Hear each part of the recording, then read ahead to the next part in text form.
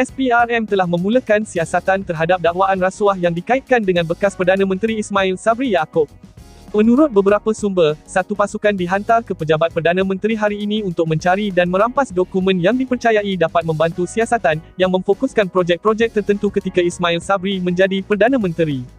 Bernama pula melaporkan pegawai SPRM juga ke Kementerian Kewangan bagi mendapatkan bahan bukti hari ini. Seorang sumber berjawatan tinggi mendakwa terdapat dakwaan rasuah dalam kontrak berkaitan kegiatan promosi konsert Keluarga Malaysia yang diperkenalkan Ismail pada Ogos 2021. Salah seorang yang disiasat adalah bekas Perdana Menteri era Keluarga Malaysia Ismail Sabri, kata sumber itu yang ada pengetahuan berkenaan kes itu. Siasatan berkaitan dakwaan rasuah dalam penganugerahan kontrak untuk papan iklan Keluarga Malaysia dan bahan kempen yang lain, katanya lagi. Pasukan penyiasat masih dalam proses mengenal pasti jumlah sebenar yang terlibat, namun sumber mendakwa kontrak tersebut dipercayai bernilai lebih 300 juta ringgit. Malaysia kini telah menghubungi Ismail Sabri untuk mendapatkan respons berkenaan perkara ini. Selain ahli parlimen bera itu, beberapa bekas pegawainya turut disiasat, termasuk seorang pembantu Ismail yang dilantik secara politik ke jawatan kanan di Pejabat Perdana Menteri pada masa itu. SPRM dijangka memanggil Ismail dan beberapa bekas pegawainya tak lama lagi. Kami rancang untuk panggil mereka secepat mungkin untuk rakam keterangan.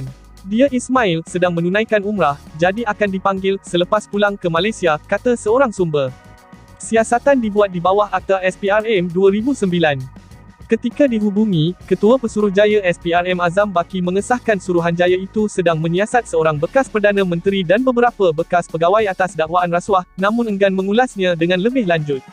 Semalam, laporan utusan Malaysia menyatakan SPRM dijangka memanggil seorang bekas pemimpin tinggi kerajaan dan seorang bekas setiausaha sulit untuk soal siasat pada minggu depan.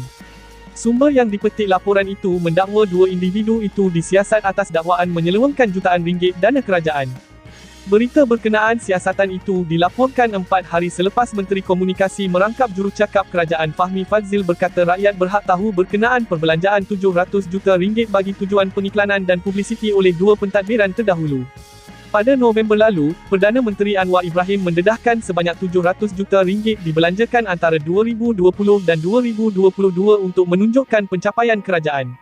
Ketika itu, Anwar memberitahu Dewan Rakyat bahawa sebanyak 500 juta ringgit dibelanjakan ketika pentadbiran Muhyiddin Yassin sejak 2020 hingga 2021, manakala 200 juta ringgit lagi ketika pentadbiran Ismail Sabri 2021 hingga 2022. Sekian info hangat terkini hari ini. Terima kasih.